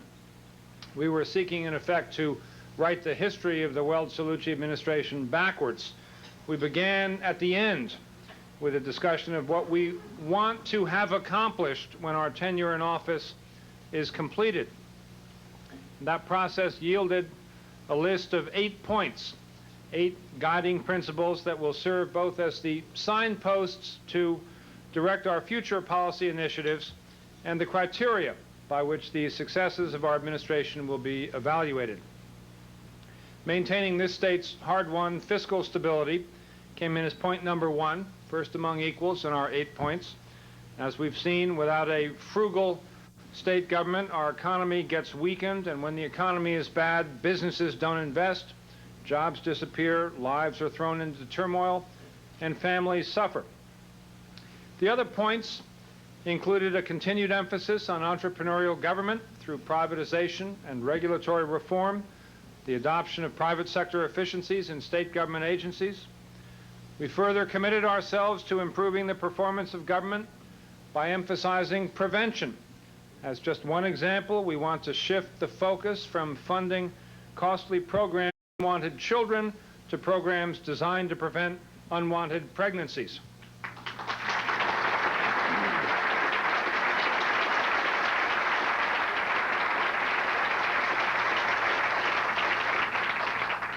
By saving money, entrepreneurial government and privatization measures allow individuals to pay lower taxes and use more of their money as they, and not some voracious bureaucracy, sees fit. For the same reasons, we want our administration, we decided, to be a positive force behind job creation and increasing Massachusetts' global competitiveness. We took important steps toward achieving this goal, I think, with the plan for economic recovery and job creation we put before the legislature last Wednesday, as well as with the efforts to expand Massachusetts' presence in global markets through trade missions that we've taken to East Asia, to Europe, and to Israel. We also want our administration to be remembered for having made neighborhoods safer through crime policies that are both tough and fair,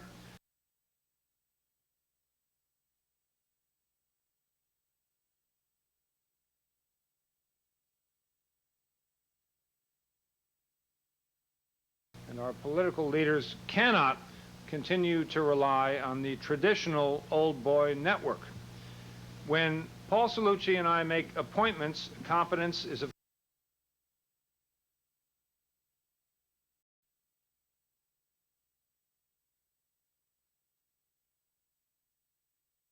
involved in a relationship of mutual support, certain rights now denied to them.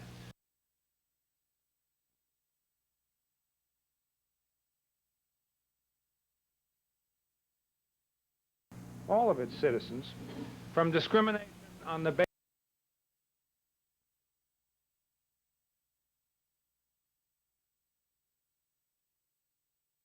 state's gay rights law to head the Mass Commission. And I make appointments. Competence is, of course, the primary factor that we consider. But we also consider very seriously the candidate's potential for understanding the particular struggles have been powered, discriminate, lack of appointments such as Linda Giles, who's Massachusetts' first openly lesbian judge to the BMC.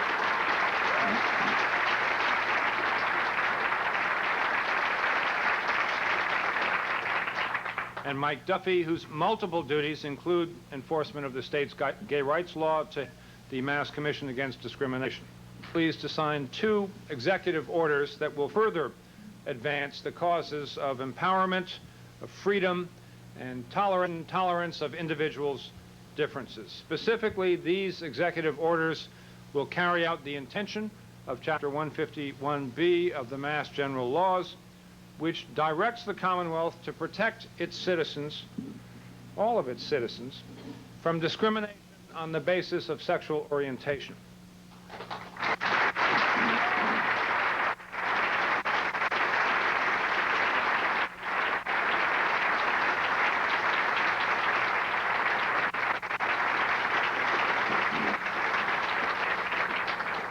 These executive orders will extend to state management employees involved in a relationship of mutual support certain rights now denied to them. And by this action, it is our intention that all relationships characterized by emotional and economic support, shared living quarters, and a mutual expectation that the relationship is exclusive and will endure over time be treated with the tolerance, dignity, and respect that they deserve.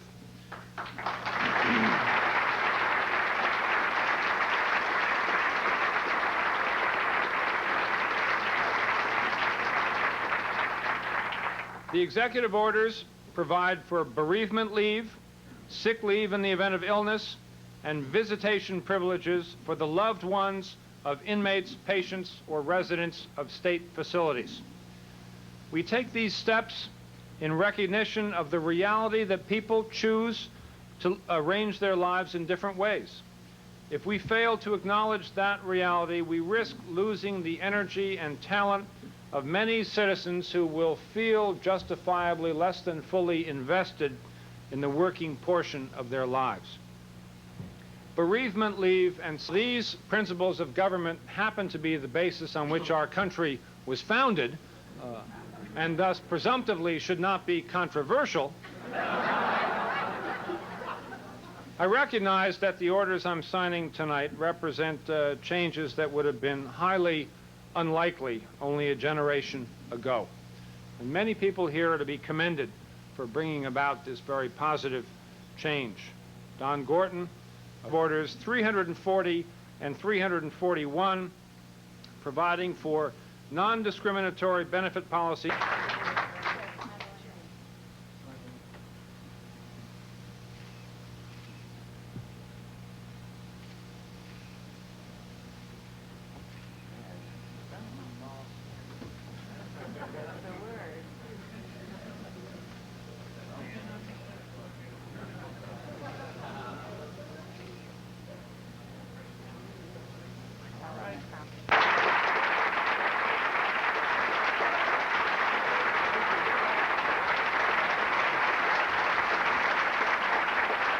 Brought them in for several signing ceremonies at the White House. What's going on here? Well, we've seen a real change in the Bush administration. The first 2 years, he was the first president in the history of the United States to invite gay people to the White House. He signed a couple other bills that were pro-gay. Barbara Bush lit a candle for parents and families of lesbians and gays. Lee Atwater said the big tent was big enough for gay Republican groups. But suddenly everything changed, and it seems to have happened about the time when George Bush raised taxes. And at that time, he alienated his conservative core and the right wing, and he's been trying to get them back ever since. He's now a fiscal liberal and a social conservative. There's a flip-flop pattern within the Bush administration and within the campaign and the traditional family values rhetoric of moving more and more as using the gay community as someone to attack to win it, to bring in the right wing. How does Dan Quayle, in your opinion, Mr. Tafel, fit into this with his push for traditional family values? Well, there's no doubt that Dan Quayle was brought in the first place to shore up George Bush's conservative credentials.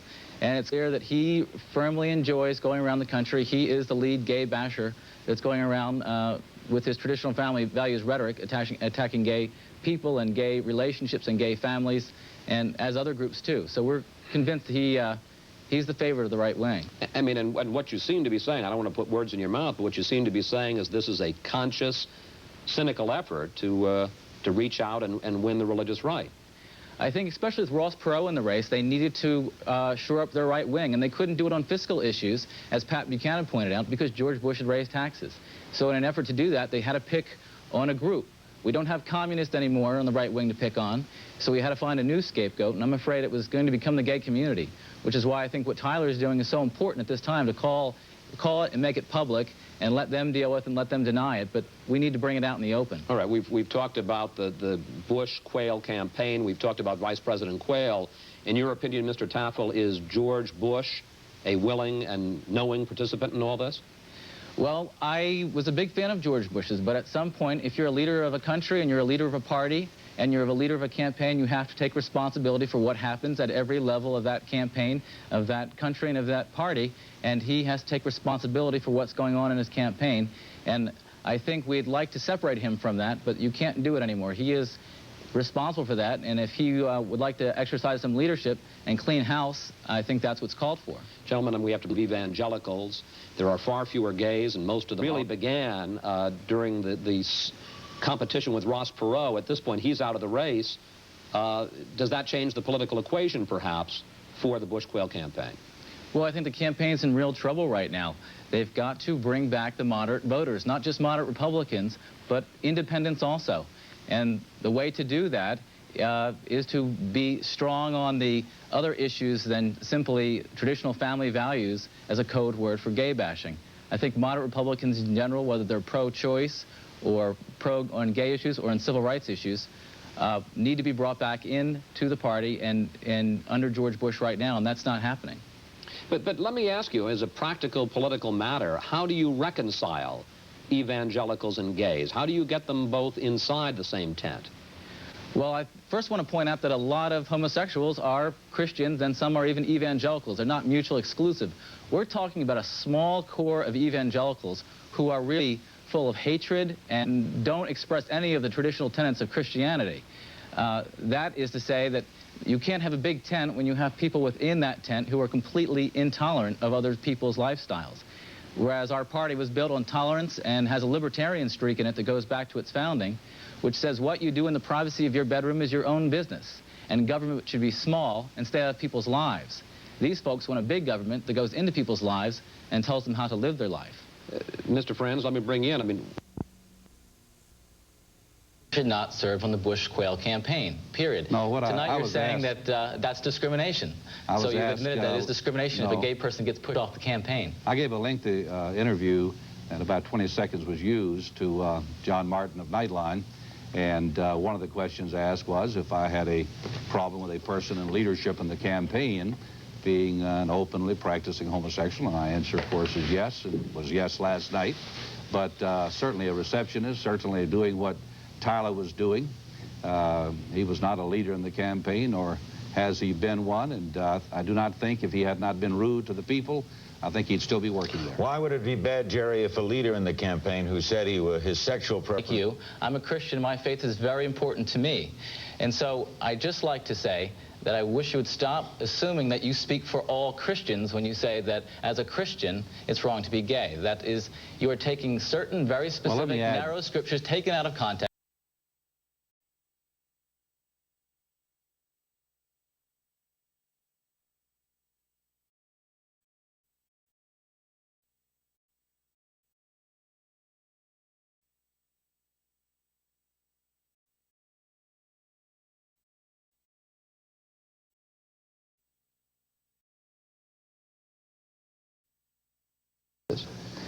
This is the first step, and it's clearly very aggressive when you're starting to go after people.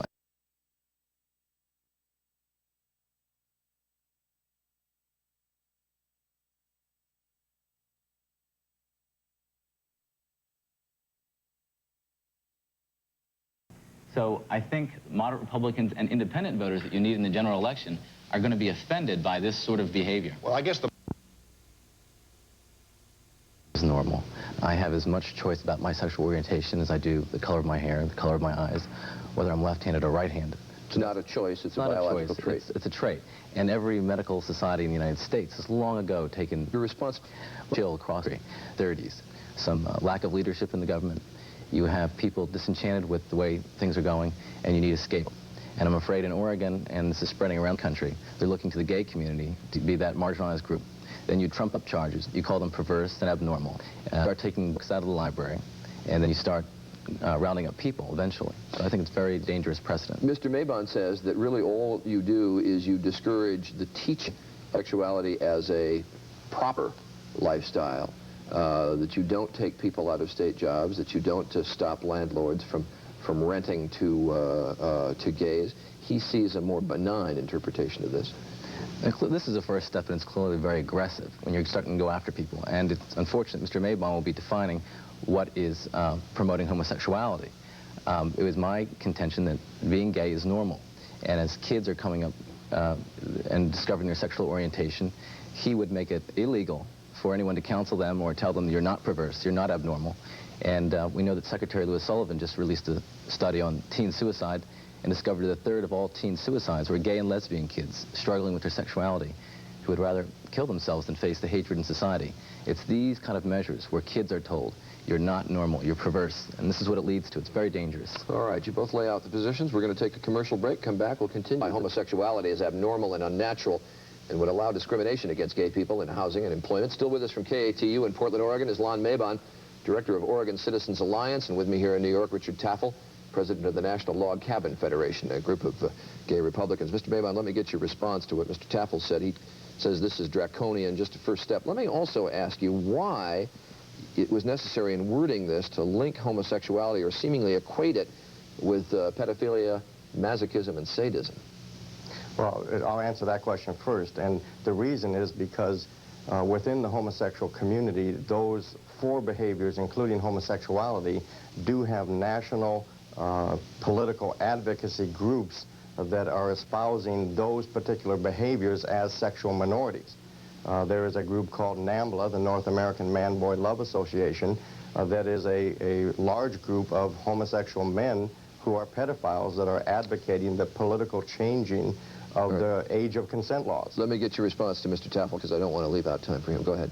Sure. I think that, you know, the way Mr. Tafel has described people who are simply responding to the homosexual community's political agenda to normalize their behavior as wanting to drag people off in the night and just a first step to some kind of Nazism is really absurd and goes right to the heart of the issue of how they interpret life and how America has interpreted life for a long time. It is not our intent at all. And in fact, there are many people in OCA that fought in World War II against fascism and would do so again. It's absurd. Mr. Tafel, I want to give you the last 40 seconds. You go ahead. I would just say this is the first time in the country where a state has gone to remove rights of a group, to make sure a group doesn't have rights. I'd also like to address this charge of pedophilia that constantly comes up in this, and it's drawing us in with all sorts of bizarre sexual behavior. We know that sexual abuse takes place mainly in the American family. It takes place between male and female most often, but that's the most likely place it's going to happen. So, and it happens in heterosexual relationships. Those are statistics. That's not something we created, that's fact. And so Mr. Mabon, just by coming out as an openly heterosexual, straight, white man, is in fact more likely to be a perpetrator of sexual abuse than any gay person. Can party for gay Republicans? Well, you know, I'm just fascinated in listening to this conversation because your guests, I think, don't know a thing about the Republican Party. In fact, the Republican Party has always made room for gays. What the Republican Party has never made room for is the radical gay agenda.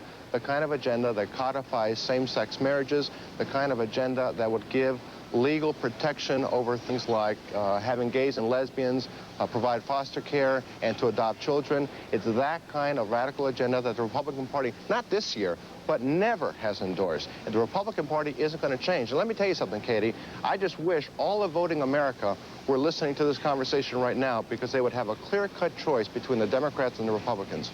Mr. Tafel, can you separate what Mr. Bozell terms the radical gay agenda from gay voters? Do they go hand in hand? The gay agenda is simply we want to be treated equally. We pay taxes like everyone else. We want to be treated the same way that all Americans are treated, in fairness and in justice. It's very simple. There's no radical gay agenda, certainly not for gay Republicans.